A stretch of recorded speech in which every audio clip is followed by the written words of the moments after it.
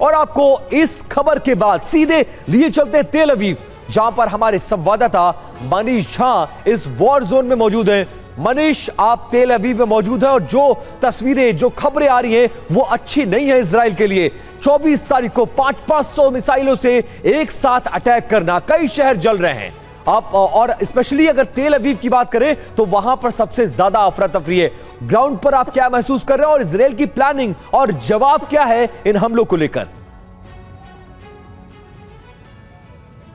बिल्कुल विपिन, तो सबसे पहले तो मैं कहूं कि पूरी रात हमले का सिलसिला जारी रहा। हर घंटे डेढ़ घंटे में ईरानी मिसाइल तेल अवीव को टारगेट करके आते रहे और हालांकि इजरायली एयर डिफेंस उसको इंगेज करने की कोशिश करते हैं, लेकिन इंटरसेप्ट होने के बावजूद भी मिसाइल के टुकड़ों से काफ़ी तबाही हुई। अभी अभी इजराइल के हेल्थ मिनिस्ट्री की तरफ से जो डेटा सामने आया है उसके मुताबिक करीब 5000 लोग अब तक घायल हो चुके हैं जब से ये जंग शुरू हुई है, यानी 28 फरवरी से आज 25 मार्च तक में लगभग 26 दिनों में 5000 लोग घायल हुए हैं, जिसमें कल केवल एक दिन में 200 लोग घायल हुए थे।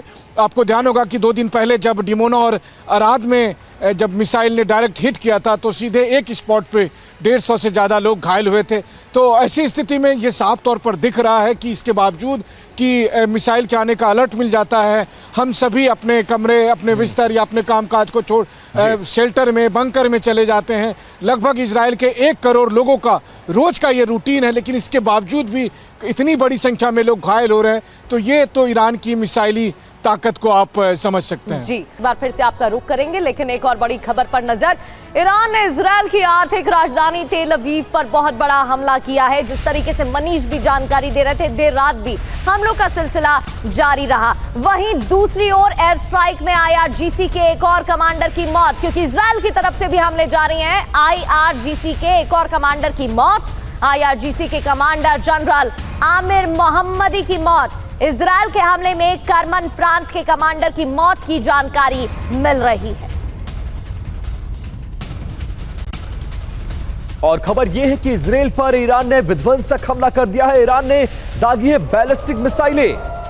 यरूशलेम के आसमान में दिखी हैं 500 मिसाइलें। ईरान ने दागी है क्लस्टर वॉरहेड वाली ये इससे लैस मिसाइलें। और ये देखिए, ये यरूशलेम का आसमान है और चारों तरफ आप जो देख रहे हैं, एक तरफ मिसाइल आती है, उसके बाद आयरन डोम समेत जो भी एयर डिफेंस सिस्टम है वो उसको इंटरसेप्ट करता है और हवा में ही उसको मार गिराने की कोशिश। ईरान का इजराइल पर भीषण हमला। सेंट्रल इजराइल पर बैलिस्टिक मिसाइलों से अटैक किया गया है। इजराइल के आसमान में रोशनी भी नजर आई है। तस्वीरें भी आपको इससे जुड़ी हुई दिखाते हैं। देखिए, क्लस्टर बॉम्ब का इस्तेमाल किया गया है। इसके अलावा क्लस्टर हेड मिसाइलों का भी इस्तेमाल हमले के लिए।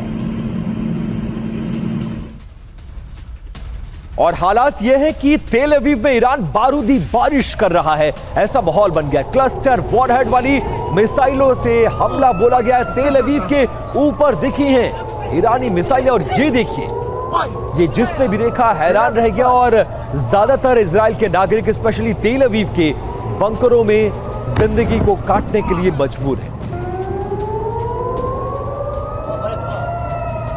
तो नॉर्थ इजराइल हो या सेंट्रल इजराइल, तबाही का मंजर देखने को मिल रहा है। ये तस्वीरें सेंट्रल इजराइल की आपके सामने। दुकान पर ईरान की बैलिस्टिक मिसाइल आ गिरी। ईरान के हमले से भीषण तबाही मची है। हमले से कई इमारतें पूरी तरह तबाह भी हो गई हैं। तस्वीरें देखिए।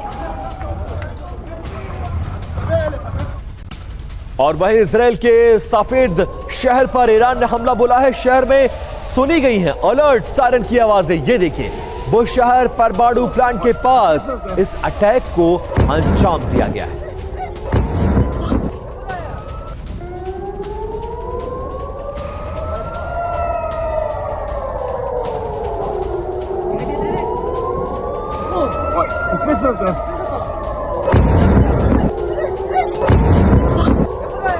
इजराइल के सैटेलाइट सिस्टम पर भी हमला हुआ। IRGC ने सैटेलाइट सिस्टम पर मिसाइल दागी है। ईरान के सरकारी मीडिया का बड़ा दावा सामने आया है और IRGC ने सैटेलाइट सिस्टम पर मिसाइल दागी है, ये जानकारी दी गई है।